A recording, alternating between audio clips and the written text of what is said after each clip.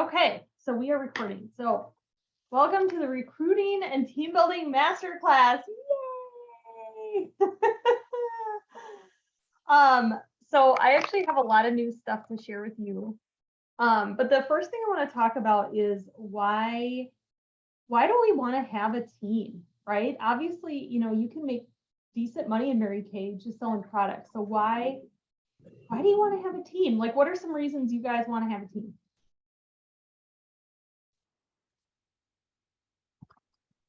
Misty, why do you want to have a team? Because you want to be a director, right? You just said obviously that. I want to be a director, but also I just want to be able to empower myself to be able to have the income that I want, and I can dictate what I want instead of it being up to someone else. And I want to help other women feel like that too, because I think there's a lot of women out there that don't have the confidence and that want the independence like that, and that just need education on Mary Kay and what we do, and to feel comfortable that they can do it themselves. So yeah. Brianna, why do you want to have a team? Because I want to get into directorship. Okay. Kayla, why do you want to have a team? Well, I used to be a tutor, so I like watching people grow and like get it. So it's fun to see people do that. Yeah, absolutely. Anyone else? I want a team because I want to help other women dream big and build their confidence and realize that there's more than the status quo that we've been fed our entire lives. Ooh, I like that. Yeah, that's cool. Yeah, okay. There's so many reasons, you guys. Okay, so all the things you said, it elevates your business too, because you want to do well because now you have a team. And, if you think about Oprah was so wealthy because she had so many millions of streams of income, right? So obviously having a team is another avenue of income. It is a way to move up the career path. It's just a way to diversify things. So like, even if you're not working or can't work for some reason, your team might still be able to work. And so you still have some income coming in. So it's just really smart.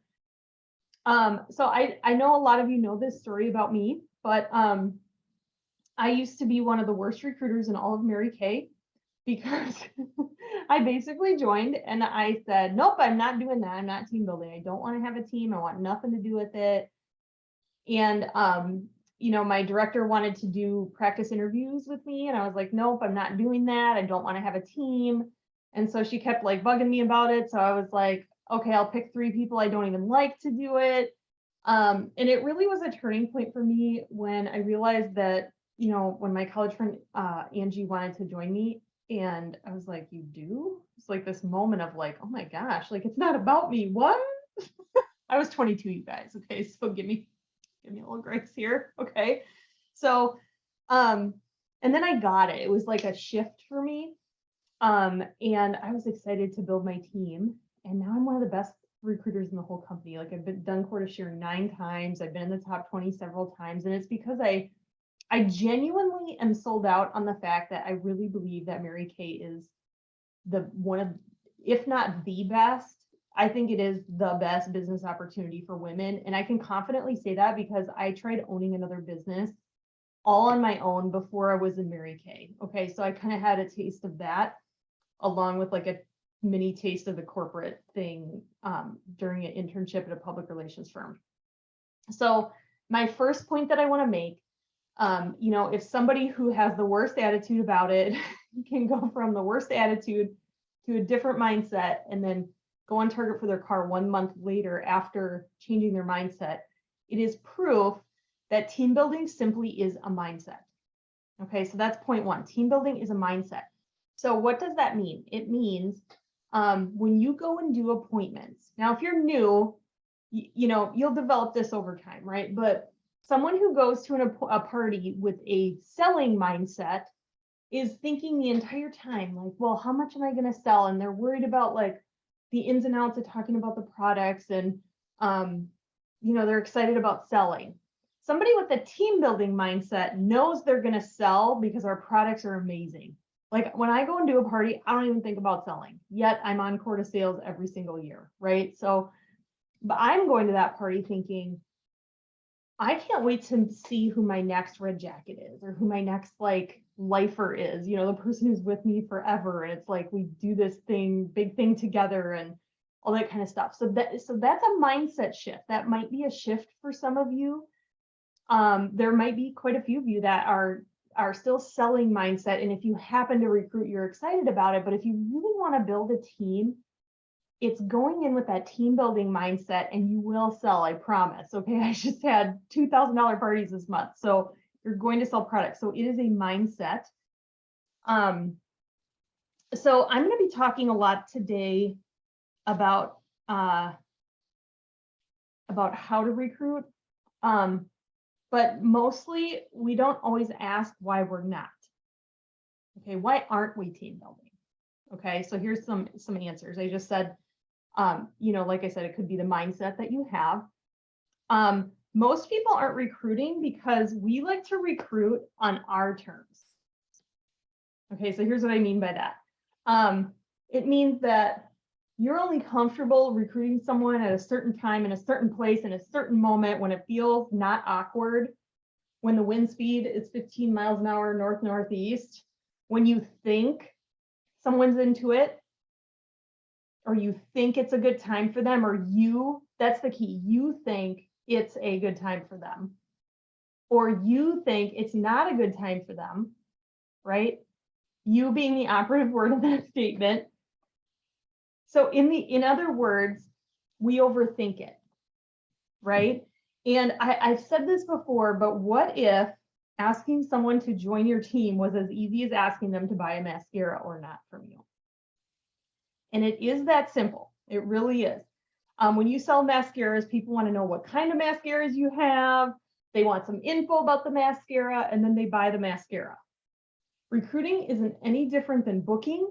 You give people the info. Here's what here's what I'm offering. And then you ask them if they want to do it.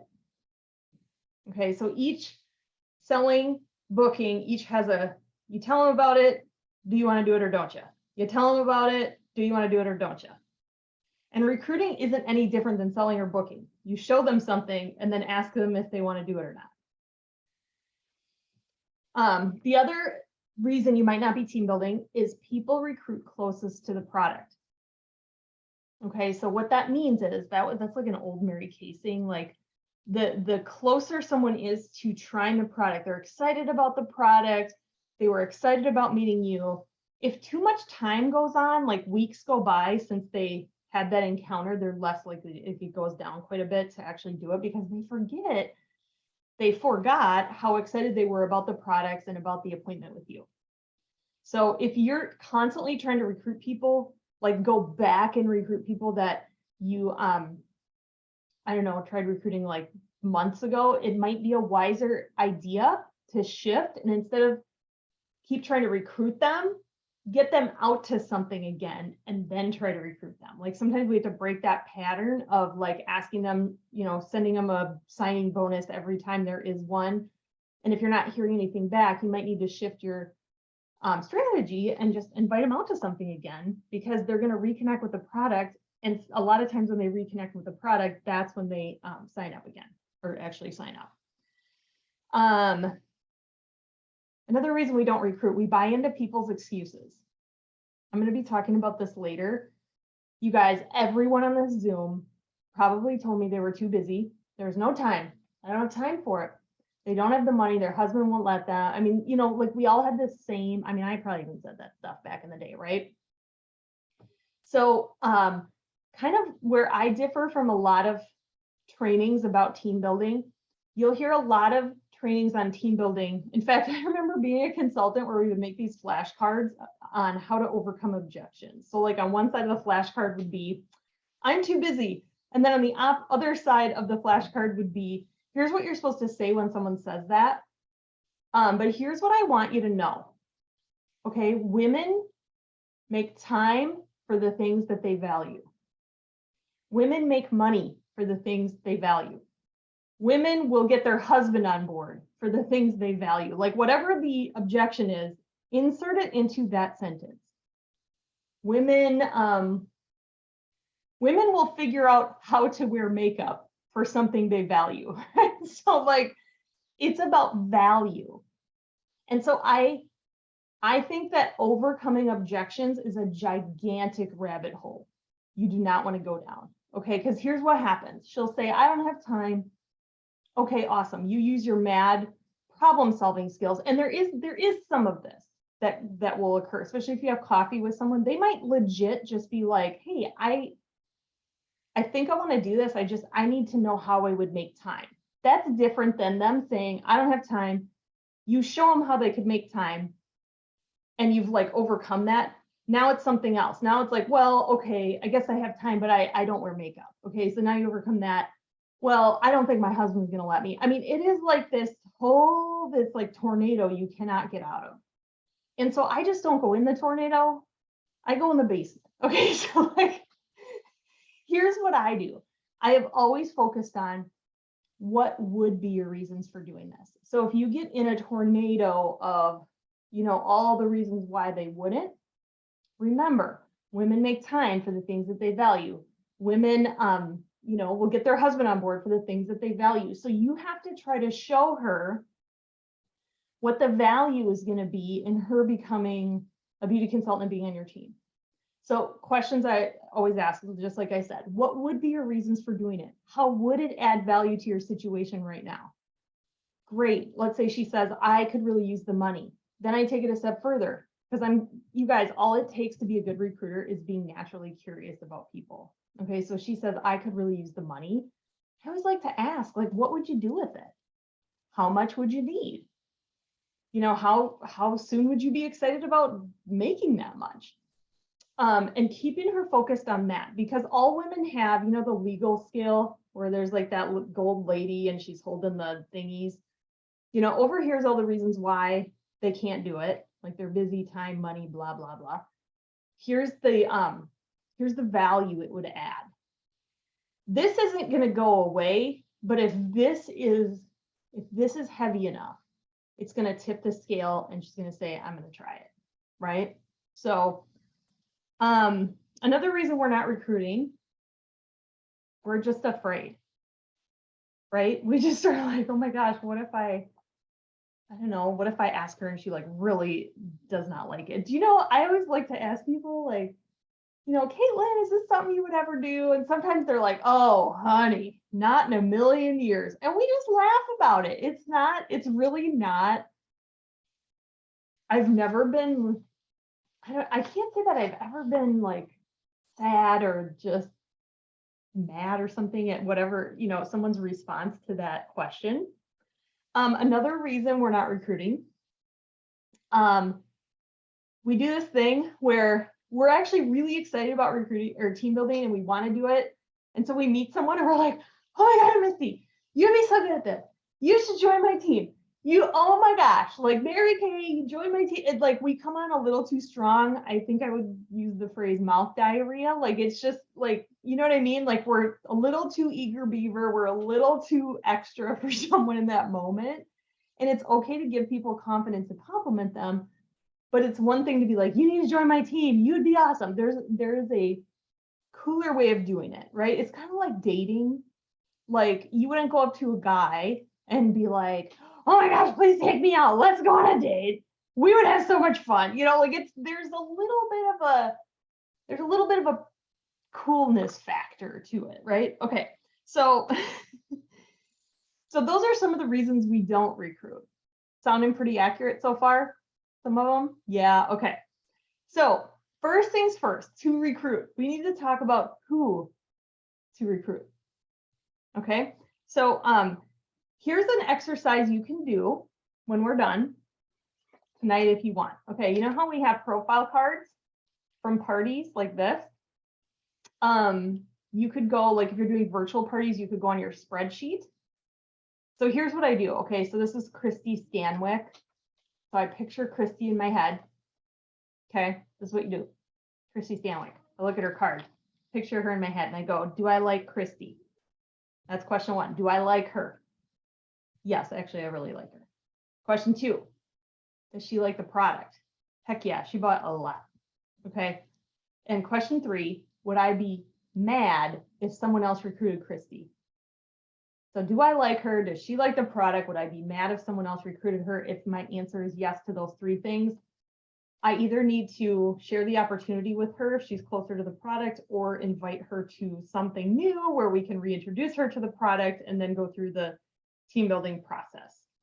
So that's who, okay?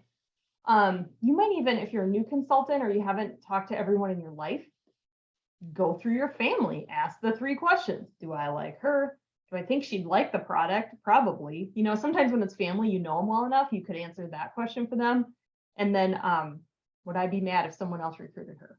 Because there will be people in your life you don't ask that end up on someone else's team. It's happened to me. And it's my own fault. Okay? My own fault.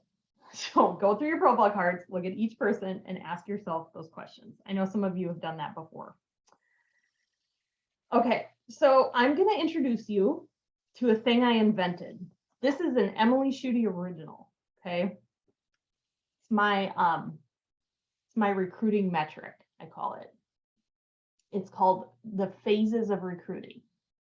Here's why I invented this in my brain. Number one, my brain never sleeps. It never stops thinking about stuff, right? So that's problem one.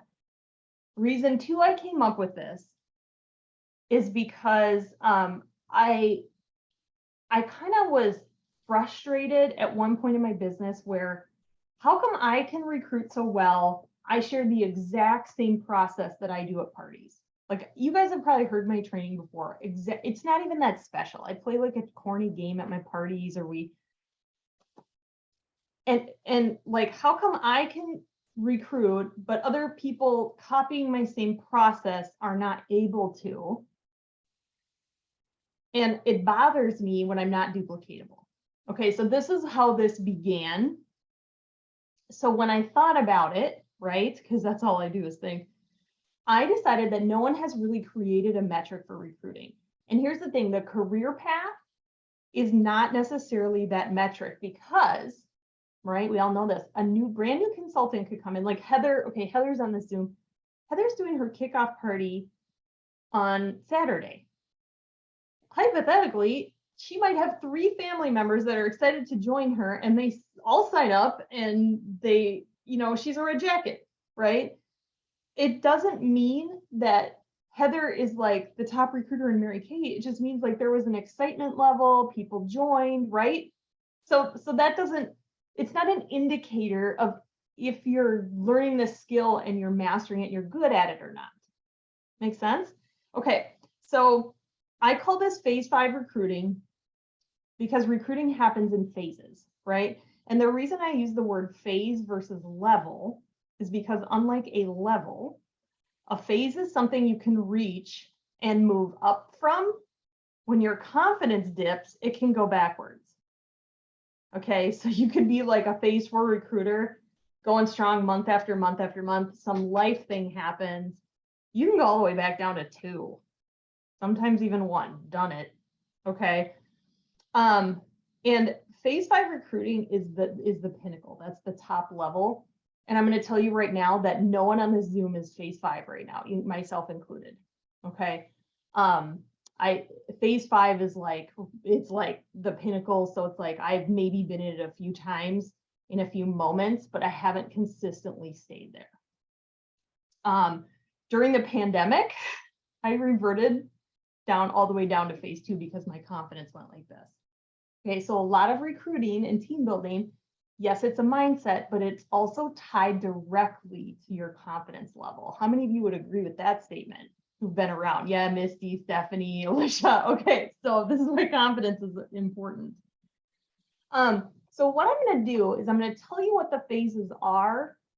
But what's cool is I really thought about, like, okay, what are some things that would help someone go from a phase 3 recruiter into a phase 4? And there's some things that you can do to help yourself increase into the phases. Okay, so phase 1, I have named the lucky ducky phase. So like all my names. Lucky ducky. This is where you recruit on enthusiasm. You luckily get a recruit. Anytime someone looks you up online, you've never met them and they say, I want to join your team, that's phase 1 recruiting. You did nothing, you just exist and they're joining your team, right? There is literally no skill involved in phase 1 recruiting. You just have to exist. How many of you have ever gotten how many of you have had like a phase 1 recruiting situation where someone looked you up online? Yeah, I know Alicia's had that. You're a new consultant and just because you're excited and you maybe told your friends about it, you signed someone. Okay, so that's phase 1. Phase 2, I call the mom, grandma, cat, dog phase. Now, as I'm going through these, I want you to take an honest look at what phase you think you're in. Because if you know where you are, this is the other reason I created this, because personally, when I know where I am and I know where I want to be, I feel empowered that I can bridge that gap just naming it. It's almost like you need to name where you are first, but sometimes it's hard to do that if there's no like metric for it. So I don't know, this is how my brain thinks. So the mom, grandma, cat, dog phase. Here's how this one works. You maybe got a couple recruits as a phase 1 recruiter, right? And you got a taste of it. You're like, ooh, it tasted good. Or you got close to Red Jacket, so you asked for favors from your circle of influence, right? Like you said, Mom, can you join my team? I one more to finish my Red Jacket. I just need one more, right? You're not intentional really about who or why they're coming in. You just need bodies, right? But it's almost always, so phase 2, this is an important distinction. Phase 2 is someone you've previously had a connection with.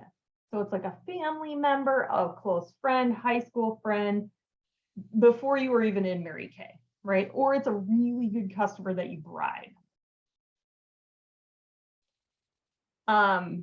When you recruit a couple to finish a goal. So many DIQs finish in phase 2. Mom, cat, grandma, dog, everybody and everybody. Okay. So that's phase 2. Phase 3, I named anyone and everyone. Similar to phase 2, but the distinction is phase 2 is someone you had a connection with prior to Mary Kay. Phase 3 is, okay, you've moved, for example, you've moved past hitting Red Jacket, but you realize that you kind of want more. And you need to find people at your appointments now. Like you've kind of run through your friend's family. You're like, okay, I need to get some new recruits at parties. Like I need to figure out this whole like recruiting at an appointment thing. Okay.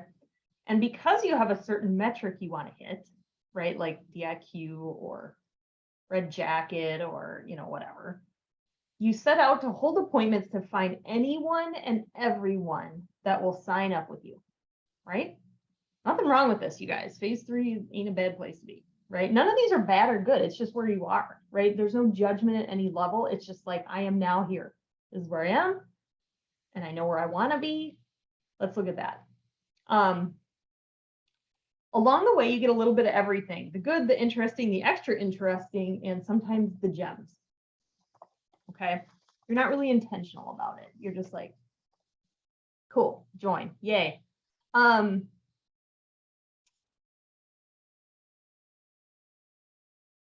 Okay, yeah, so again, just to reiterate this, the difference between phase 2 and 3 is that in phase 2, it's people you already have a connection with, and phase 3, it's new people. So that's a step up, right? That's like your first step when you start recruiting people you've never met before. And now they're on your team. Isn't that kind of fun? How many of you have team members you've never like met prior to marriage? Yeah, it's fun. It's like now you got like it's like new friends. New people you get to like meet and figure out, right? Okay. Phase 4 is the intentionality phase. I'm going to insert a personal note that you really can't move on from phase 3. Like you can't just like wake up and say, you know what? I heard this training from Emily. I want to be a phase 4 recruiter. So I'm just going to wake up tomorrow and I'm going to be a phase 4 recruiter. It does not work that way, unfortunately. I would argue that you're going to need to perfect 3 and 6 consistently for like a year. I mean, I'm talking like you got to really practice team building with a lot of faces to go from 3 to 4. I'm in 4 right now. I've sat in 4 for years, and then every now and then I'll like whoop up into 5 when my confidence is like extra good, you know, like it's like 5, 4, 5, 4, 5, 4, and it's good for me. I look at it as progress. Like the more, even though I'm jumping in and out of 5, I'm like, okay, I've been there. My goal is to like stay there. Okay, so phase 4 is intentionality phase. You realize you want more out of your team building and more out of your team. It's no longer satisfying to recruit mom, dad, cat, dog, and anyone and everyone. You realize, but aren't sure how, but you know you want to recruit a specific kind of person. So Becky, okay, before we started this Zoom, Becky asked me, you know, one of the things she wanted to learn tonight was, once you get a team member, how do you keep them engaged? If you're intentional about who, they will be engaged. Like you'll start recruiting differently. It starts on the front end of who you're bringing in, right? It's unrealistic that every team member you have, I mean, that's not a thing, you guys. Don't think you're going to be the exception, because you are not. You're special, but not in this way. Okay, like literally you are never going to have a team where everyone is engaged and everyone loves it and everyone shows up to stuff. It does not work that way. But you can increase the odds that someone is, you know, great by being intentional about a specific kind of person. You want prospects that you know, oh, you don't want prospects that you know will be a lot of work to bring up to the level you want to bring them up to.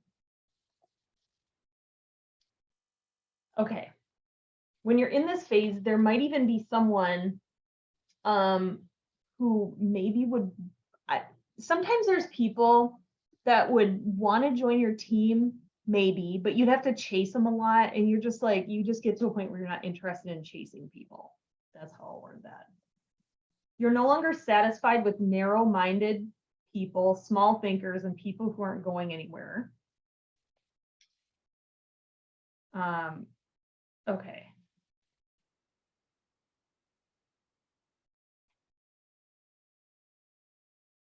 Okay, here's my notes. Sorry, guys.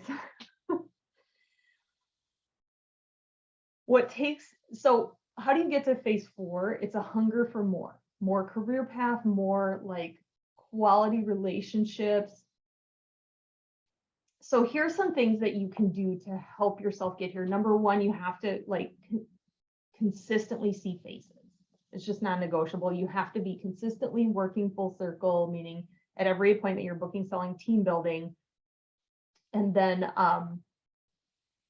every month, right? So that's the first thing. But then asking yourself like things like this: what qualities do I want to have in the people that I want on my team? And one of the tips that I always give, I don't think I have one on my desk.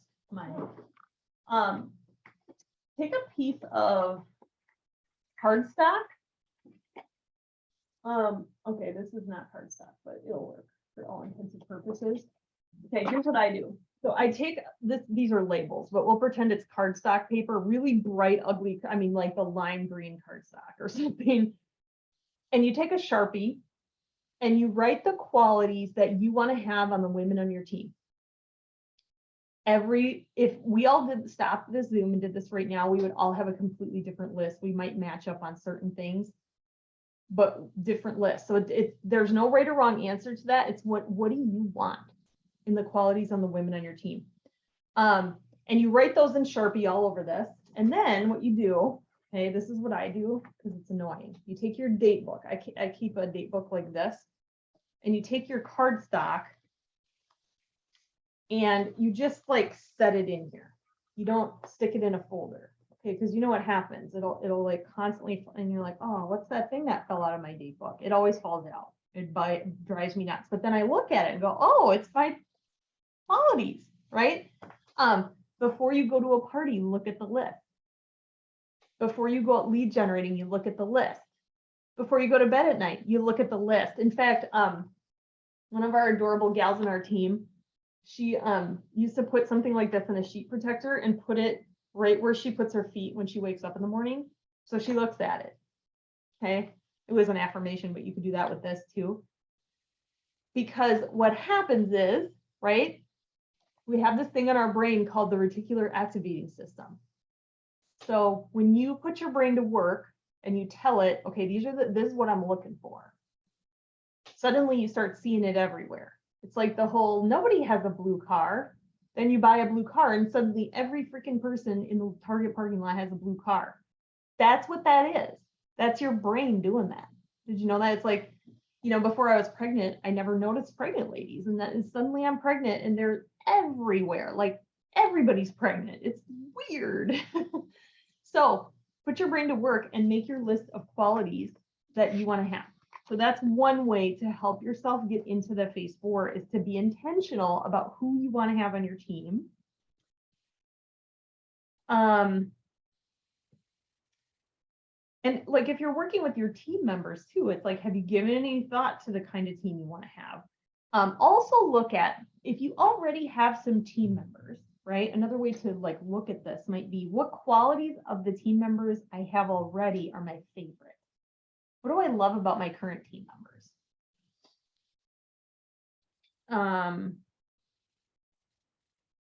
I've earned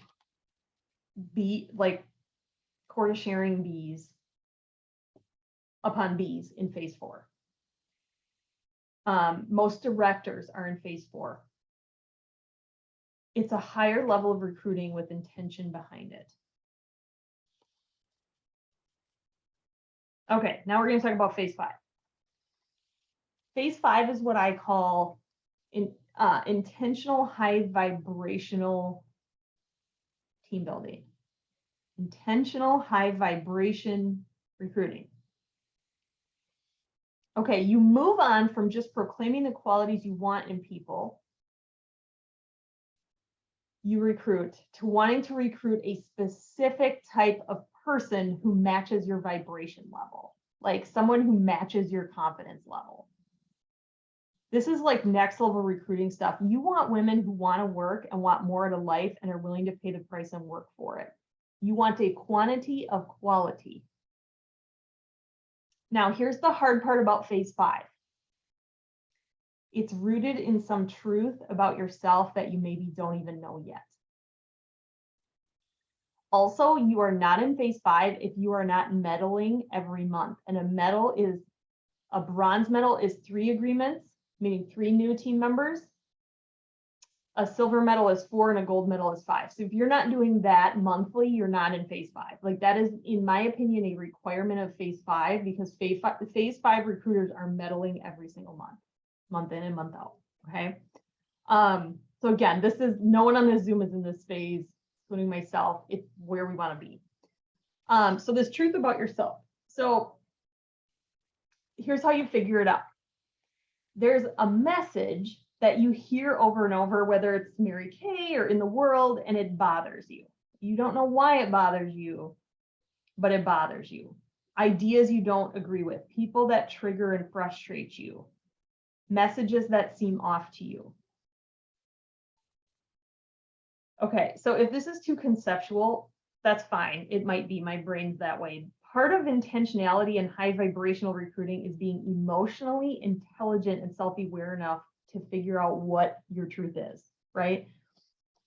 Which is why a lot of people don't ever get here. So for example, I used to sit in trainings like at seminar, leadership conference, fall advance, and I would hear high level people train, like they would be training on how they do their party. And they would say things like you get so good at doing a party sometimes that they would actually intentionally skip something, like on purpose skip like toner or the moisturizer, and then go, oops, I forgot the moisturizer, just so they could appear to be relatable with people who don't know anything about what they're doing.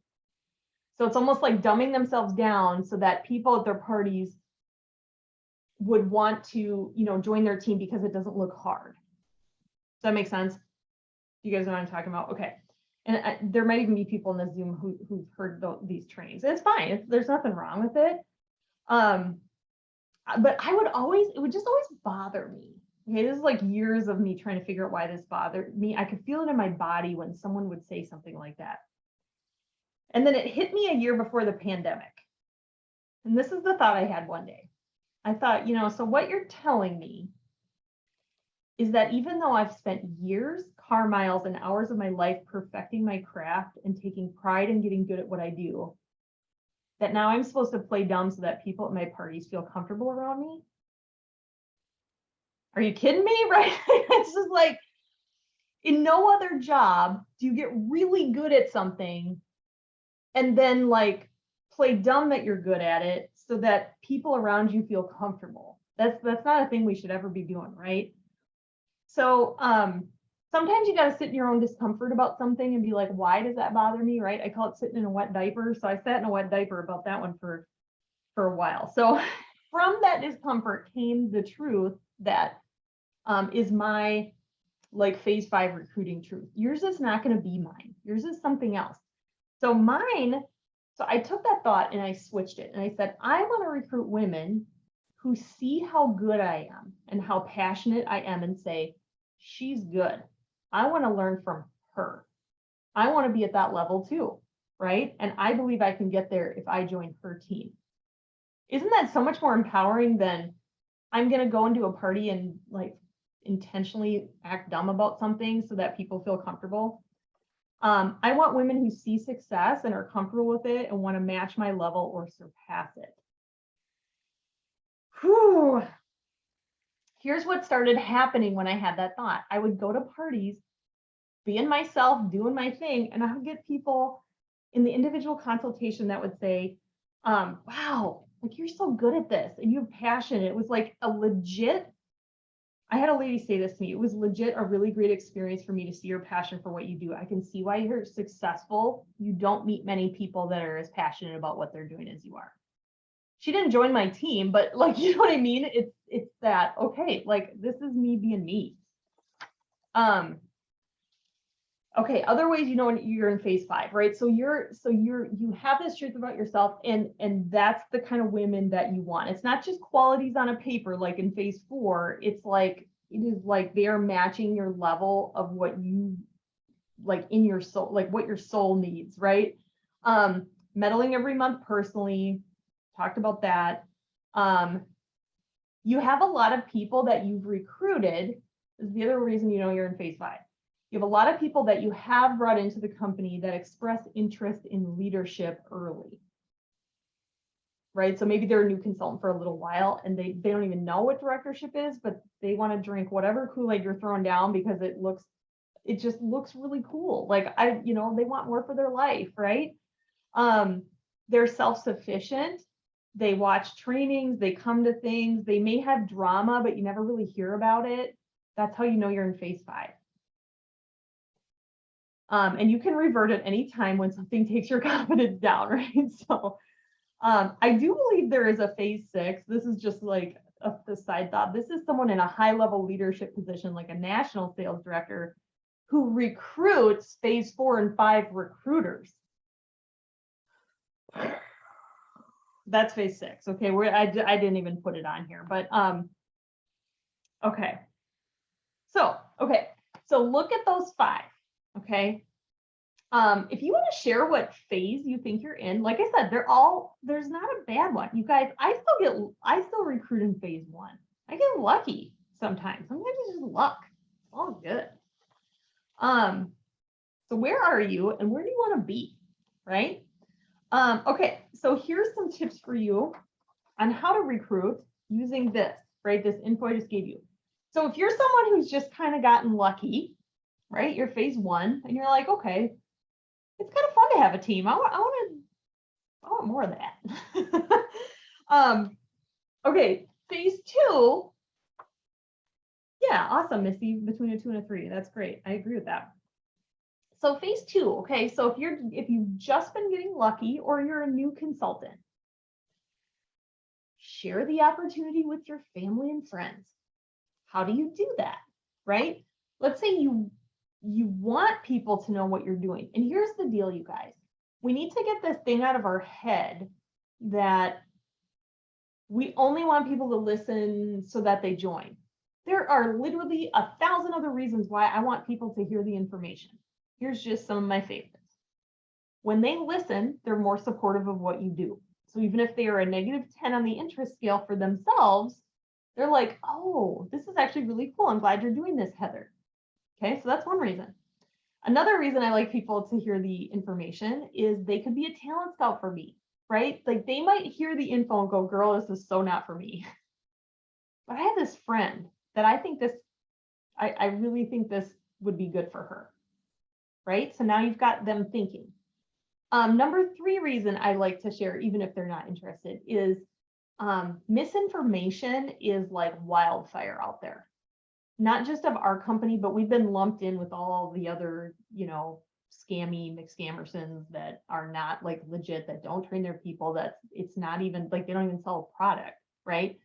So I want people to be educated about what we're doing. So I want you to have this thought. What if they just listen?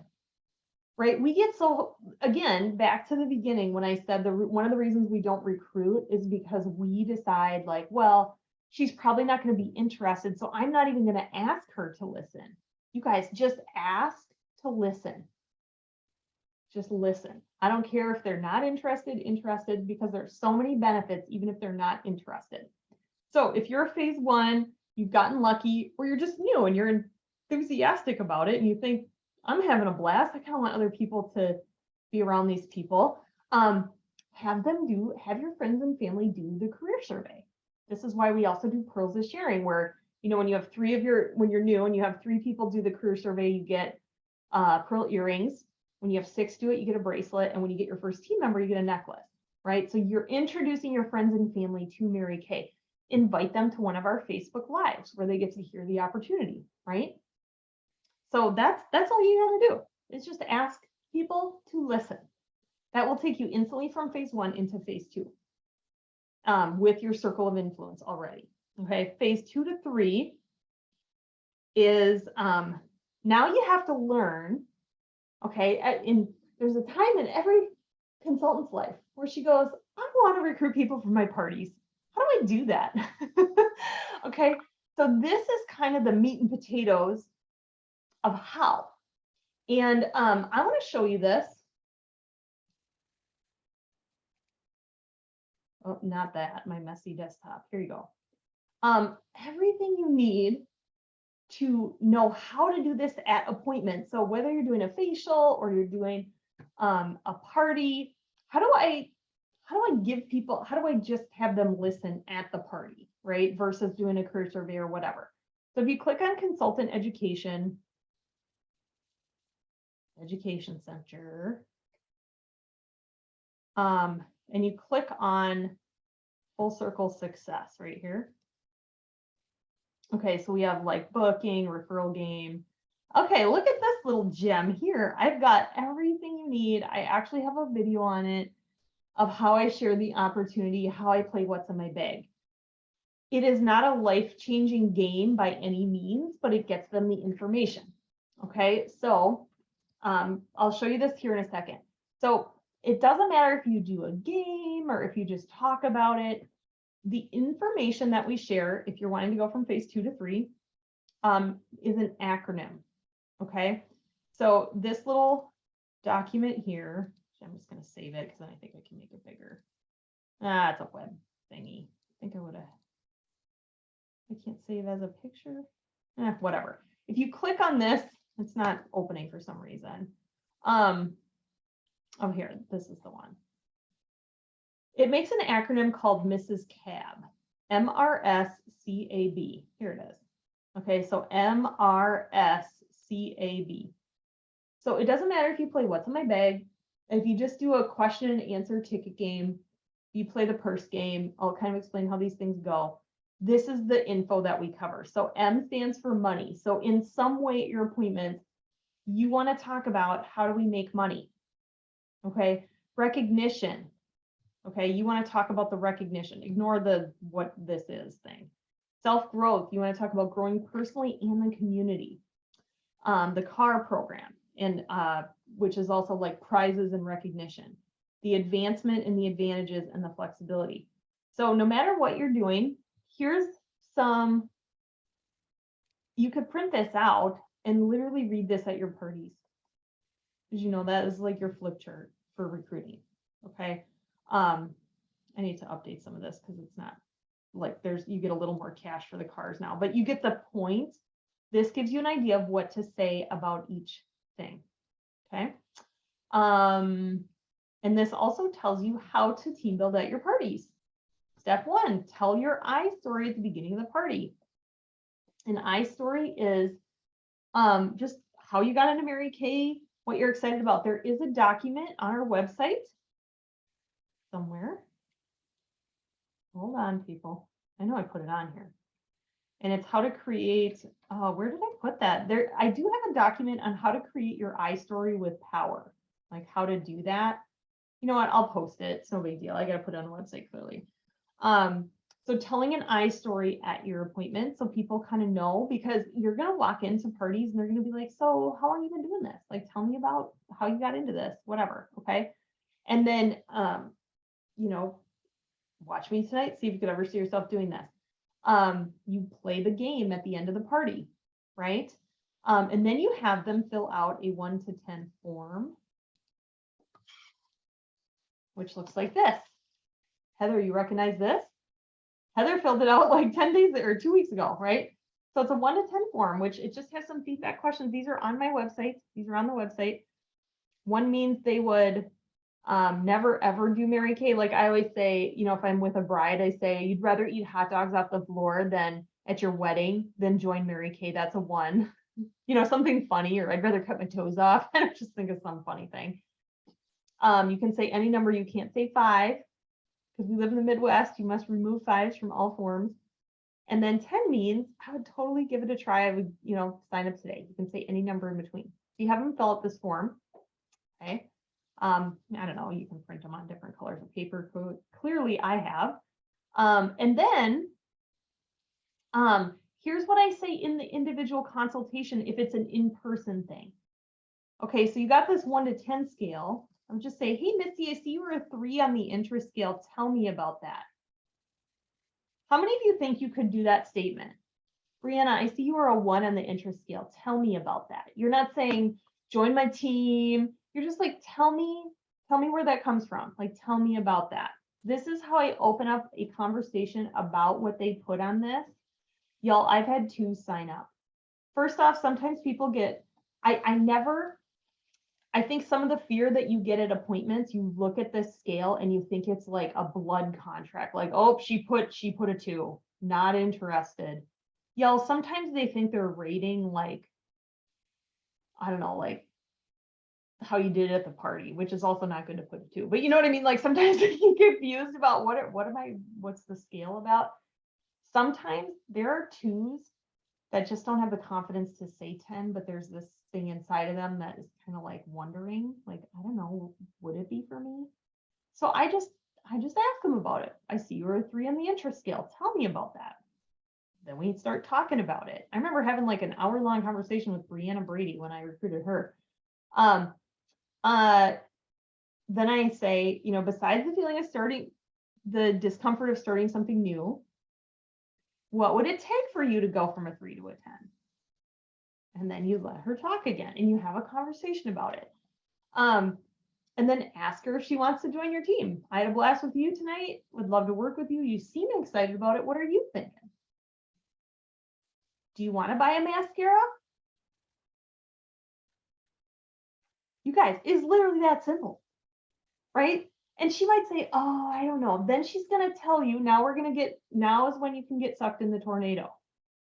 Oh, I just don't think I would have the time, and I don't think I would have blah, blah, blah, blah, blah, blah, blah, blah, blah. Okay, so Missy, what would be your reasons for doing it? Okay, you always keep it, you stop the tornado. That is, you stop the tornado dead in its tracks when you say that. Okay, because now again, we got the value scale. She may need some time. That's fine. You guys, I met Heather Heather, I knew I wanted to recruit you right when you came to my house because you were just like kindness and joy. And I just like your mom was kindness and joy. And I'm like, these are my people. I hope one of them's interested to join my team. I had no idea. I think Heather was I think you were like, I don't even know where your slip is. I think she was like a 6 or an 8. Does that sound right? Yeah, I think maybe you were even an 8. And I said, you know, what would it take for you to go from an 8 to a 10? And we kind of chatted a little bit. She wanted to think about it. And then I used the magic script. Okay. I actually made a picture with the magic script. It is such an easy thing to say. It is like the most like non-pressury, like, hey, would ya? So here we go. You ready for it? I know some of you've seen it. Here's the magic script. Would it benefit you to do a quick virtual or in-person coffee? All I would do is answer your questions and see if Mary Kay is a fit for you or not. How many of you, if you remembered that, feel like you could say that and not be too scared? You guys feel like you could say that? Yeah, like all I'm gonna do is answer your questions and we're gonna see if it's a fit for you or not. And it's okay if it's not, if you need to add that part, because you know, you're like, oh, I'm so scared. And then it was awesome. Like Heather and I met for coffee and she was like, she kind of had already made up her mind and just had some questions. I think that got answered through the career survey. In the meantime, I gave her the career survey. And she wanted to join my team. And then we got to talk about like, you know, setting up her first appointment and that kind of stuff versus, you know, the tornado, right? And Heather's not a tornado person anyway, but like, you know what I mean? So, so does that make it seem so much more simple? Okay, so print off that thing on our website because you guys, this is what I do. Like, this is like literally me talking out like this stuff, like what to say at the individual consultation. And if you look at this and you go, oh my gosh, like, I don't even know how to talk about the products. Like, how could I do this? You've got to start somewhere, right? Just start. I actually think it's easier for a new consultant to just, you know, here's what I find a lot of people do. They join Mary Kay, they think, oh, got to figure out the products. So they go through all these parties with their friends and family, only really focusing on, I need to learn how to talk about the products. In the meantime, they miss getting a lot of referrals at their parties. They miss getting bookings from bookings at their parties because they didn't look into how to do that stuff because they're like, oh, I can't add that. I can't add that until I figure out the products. And they miss team members too, because they think, oh, I can't share the opportunity. I'm a new consultant. I don't know what I'm doing yet. Y'all, it's okay. I'm still the one that trains them. So even if you bring someone in and you don't know what you're doing, it's Mary Kay's opportunity. It's not the Misty Pierce opportunity or the Kayla Folkman opportunity. So you don't have to worry about that part, right? So I just think it's easier to try all the stuff right at the beginning. You're going to be horrible at some of it. It's all good. You're going to go, okay, well, that was a train wreck. This is what I would do differently next time. But you're never going to have the, this is what I would do differently next time moment if you're not doing it. So just start doing it. It's going to be not pretty for a while. And you know what? You're going to get 4 times more recruits in the not pretty phase than not at all phase. Trust me, you will actually recruit way more, even though it's not pretty. Because you're actually doing it, right? So, okay, so what I do at my parties, I have this bag. You guys, you have some kind of zipper pouch sitting around your house. And I just have items in here that represent the Mrs. Cab stuff. So money, I take a fake piece of money from Monopoly or print a piece of money. I don't know. It doesn't really matter. Don't get hung up on, oh my gosh, it has to be the exact same things Emily has in her bag. It doesn't. Okay, you can make up something else. Flexibility. Maybe you got a slinky sitting around. Maybe you, I don't know, something that would symbolize flexibility. You all can find a rubber band. That's easy. Stole this from my kid. Okay, this is the car program. Also stole this from my kid. It's a Lego ladder. Okay. This one is recognition. So the Lego ladder, sorry. This is advancement and advantages. Okay. So the ladder, you could also do like a, I don't know, like a career path, like a red jacket postcard that I sent you, or I don't know, something. This one is actually one of the ring boxes they give us at seminar. They always have fun with this. So this one is recognition and prizes. You maybe could put like a picture of the diamond rings. You could get like a really, you know, those, I know at Coborn's where Heather works, they have a little junk machine on the way out by the horsey that you can ride, the grocery store. And it's like, because my daughter puts her little, like, 25 cents in there, and they get some trinkety like thing that turns their finger green. You could throw that in there, like some gaudy ring or something. Like, so then people are like, what's this? And then I have a mirror, which is self-confidence and personal growth. So what I do is I have all these items in my bag, and I just say, okay, we're gonna do a quick little thing. I don't even call it a game because it's not really a game. We're gonna do a quick little thing. It's super corny, but just for playing it, you're gonna get your name into a cash drawing that my team is doing.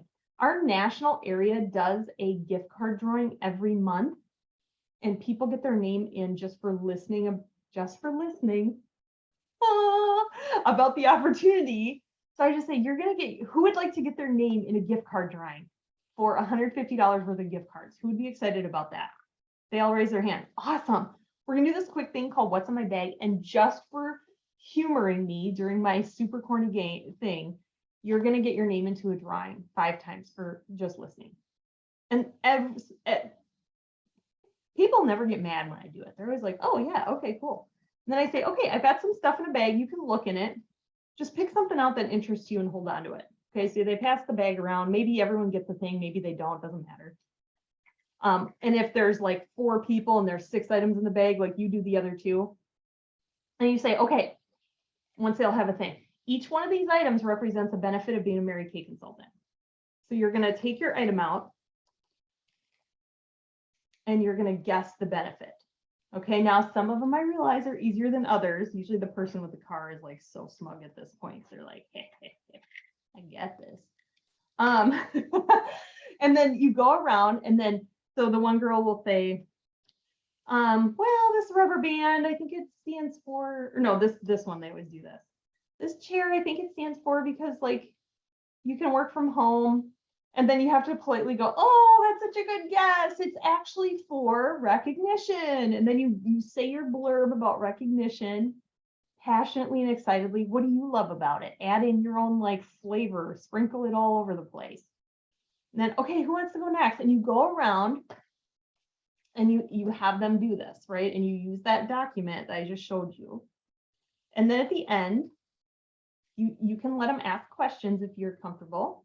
I show them the starter kit flyer. You guys, the I buys, you need to explain the starting options. 30 or 130. We have it all on our website. Here's the car flyer. You can print this. I have a couple of these printed out so people can see them. And then on the other side are the prizes. So you can have some visuals. The more visuals you have, the better. And then I print some of these too, so I can show them, here's the 2 starting options, right? The 30 and the 130, so that they can see it. And I laminate these or stick them in sheet protectors. Let them ask questions. And then I say, okay, I've got this paper scale, it's got some feedback on here. And then at the bottom is a scale of 1 to 10. 1 means I would rather eat hot dogs off the floor at my wedding than be a Mary Kay consultant. You can't say 5 because it doesn't exist, haha. And 10 means I totally love what I heard. I would love to join your team. And I like to reward decision makers. So if anyone decides they want to get started today, I have and then offer like a satin lip set or something you have. The other reason I love these forms, look at this, you guys. Okay, remember what I said earlier, even if they just listen and it's not for them, people are wired to refer and be talent scouts. This question at the bottom, I think my friend Rachel needs to hear about this. This is a referral. Okay, so what I do with this, I don't call up Rachel and say, hey, you want to join my team? Because she's going to be like, girl, what are you talking about? I don't even know you. I'm going to book her for an appointment, just like a referral. I use the referral booking dialogue with her. Okay, so those are like referrals. They may or may not have put, and some people don't, and that's fine. But those are referrals that you can have for booking. Okay. So that's how you would go from a 2 to a 3, is just doing it at your parties, using the magic script. Now, when you get to the end and you do those questions when you're meeting with them individually, this is another reason I like to meet with people individually at the end of an in-person appointment. If it's virtual, one of the things that I like to do, if there's someone on a Zoom that I think is interested because they've been asking questions and they just seem like, everyone else wants to move on from this, but she kind of is lingery. I'll say this, at the end of the appointment, I'll say, Misty, can you just stay after class for a little bit? And everyone else is like, oh, she's staying after class, like whatever, they give her crap about it. But so I don't hop off the Zoom. I just think I have a couple quick questions for you. And then everyone else hops off and I'll say, Misty, I just wanted to keep you on because I just noticed, during the Zoom that you had some really great questions. And so I don't know yet what you put on my scale, but I had to ask you about it. So tell me about what you thought. Again, just tell me what you thought. And then you might just go right into like the virtual coffee or whatever right there. Sometimes I've done that. Sometimes it's the magic script again, where, maybe she can't talk or you really want to connect with her. A lot of times after a virtual party, I will text the people I really would love to have on my team. I haven't even waited for them to send me what they are on the 1 to 10 scale because I don't care. Like if I want them on my team, I'm sending them the script. That might be a new thought for someone on this Zoom, is not waiting for an interest scale, not looking for it, just like, I want her on my team, right?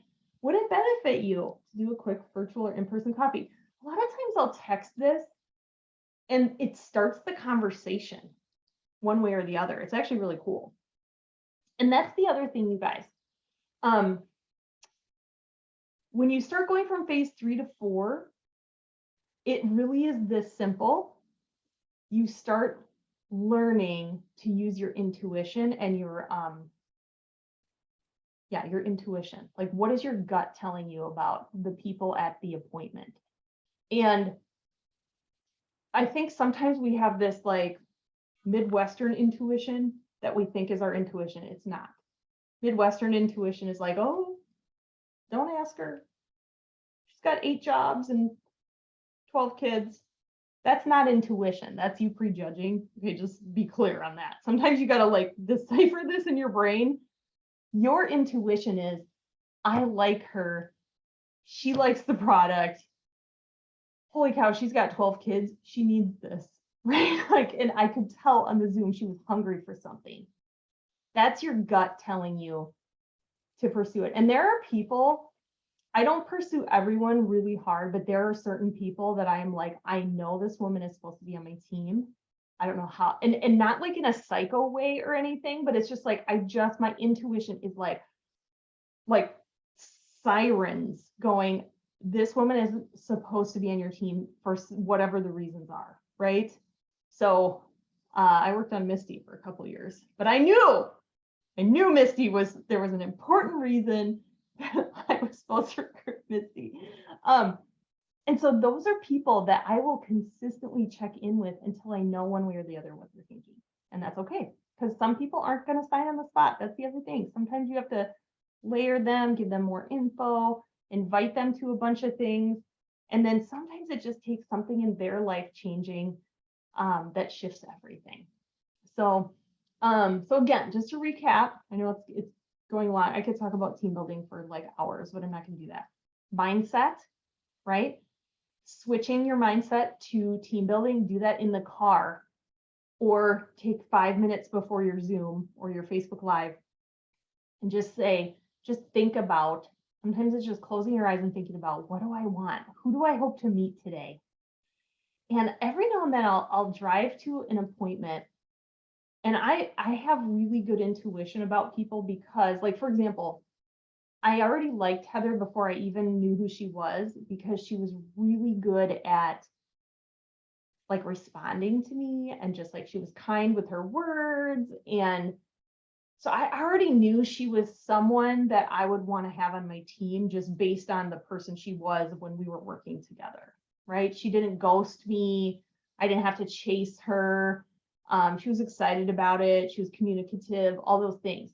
So sometimes when I have a hostess like that and I'm driving to their party, I just get this like excitement of like, I'm going to meet someone important today. That's an affirmation I say to myself in the car. I'm going to meet someone important today.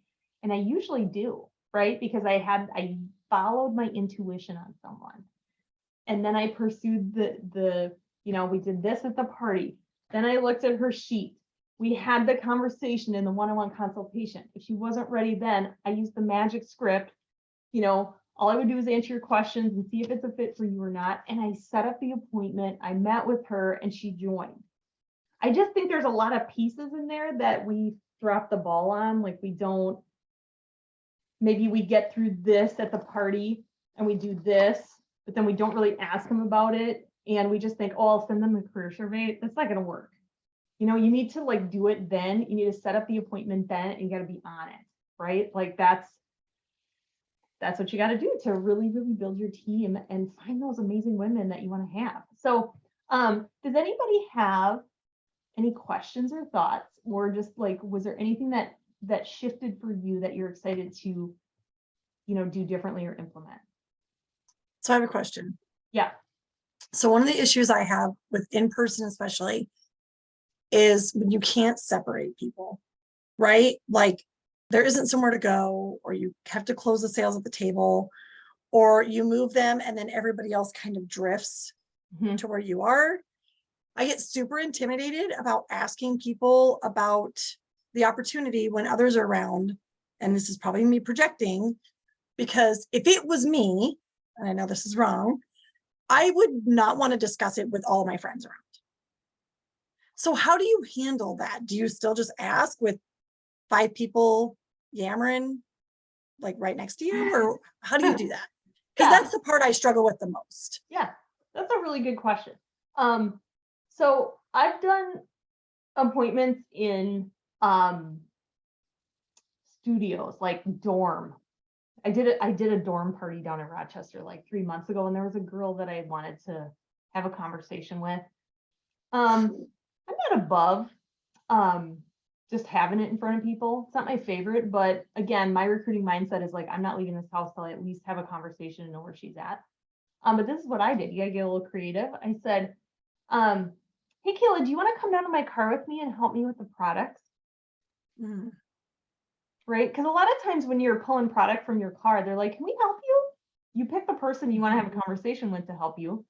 So that's one thing I've done. The other thing I've done is I kind of, I watch them throughout the night. And if they like, I just did an appointment down in Waterville. Yeah.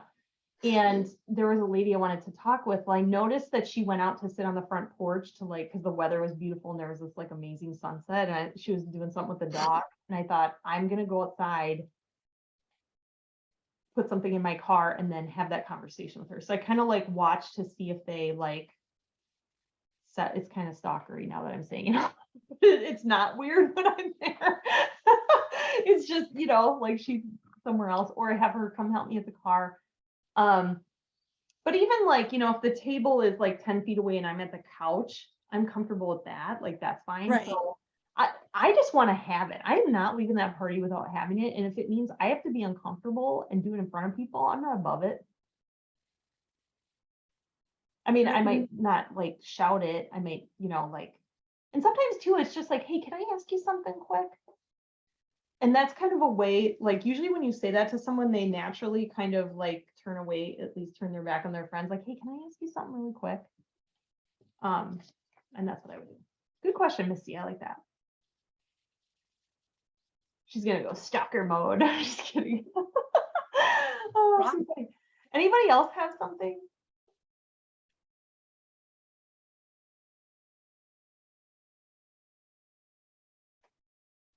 I'm gonna check the comments here.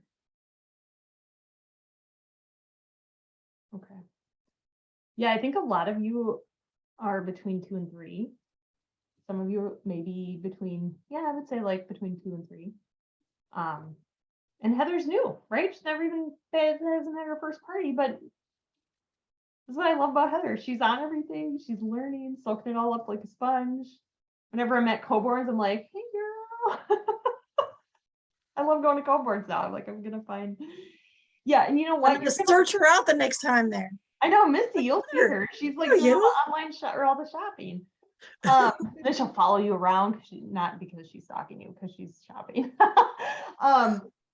Yeah, you know what, Heather, though, you're gonna learn a lot of this stuff as you start doing it. I did not. I mean, Hot Mess Express at the beginning, didn't look into anything, didn't research anything. I just started doing it. So it's okay to not know everything. It's normal. You're gonna figure it out along the way. So yeah, I do too, you guys. I've been doing this almost 18 years, right? Like, I'm constantly learning and thinking about things and coming up with new things. So, but I appreciate you ladies being on tonight. I think our next Red Jackets and DIQs and sales directors were on this Zoom specifically because you made time for it tonight. So I appreciate you ladies. Have a great rest of your night. Happy recruiting.